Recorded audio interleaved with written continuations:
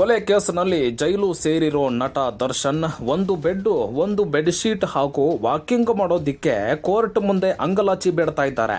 ಇದು ಸಿಗದೆ ಇದ್ದಾಗ ಜಡ್ಜ್ ಬಳಿ ವಿಷ ಕೊಟ್ಟುಬಿಡಿ ಸಾರ್ ಅಂತಾನೂ ದರ್ಶನ್ ಕೇಳಿಕೊಂಡಿದ್ರು. ಆದ್ರೆ ಅದೇ ಪರಪ್ಪನ ಅಗ್ರಹಾರ ಜೈಲಲ್ಲಿ ರೌಡಿಗಳಿಗೆ ಮಾತ್ರ ರೆಸಾರ್ಟ್ ಆಗಿಬಿಟ್ಟಿದೆ.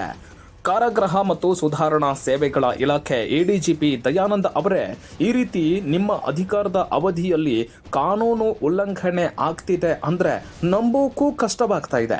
ಜೈಲಲ್ಲಿ ರಾಜಾತಿಥ್ಯಕ್ಕೆ ಬ್ರೇಕ್ ಹಾಕಿದ್ದೇವೆ ಅಂತ ಹೇಳ್ತಾ ಇದ್ದೀರಿ, ಆದ್ರೆ ಪರಪ್ಪನ ಅಗ್ರಹಾರ ಜೈಲಿನ ಕರ್ಮ ಕಾಂಡ ನೋಡ್ರಿ. ಇಲ್ಲಿ ಪರಪ್ಪನ ಅಗ್ರಹಾರ ಜೈಲಿನಲ್ಲಿ ಇನ್ನೂ ನಿಂತಿಲ್ಲ ಕೈದಿಗಳ ಕಳ್ಳಾಟ.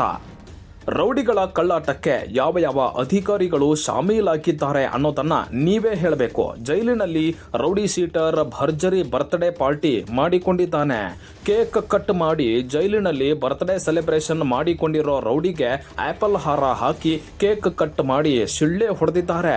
ಈ ಸನ್ನಿವೇಶವನ್ನ ರೆಕಾರ್ಡ್ ಮಾಡಿಕೊಂಡು ರೀಲ್ಸ್ ಮಾಡಿ ಅವರೇ ಶೇರ್ ಮಾಡಿಕೊಂಡಿದ್ದಾರೆ. Notorious rowdy sheeter Srinivas alias Gubbachchi ಸೀನನ ಬರ್ತ್ಡೇ ಜೈಲಲ್ಲಿ ಸಖತ್ತಾಗಿ ಜೋರಾಗಿಯೇ ಮಾಡಿಕೊಂಡಿದ್ದಾನೆ.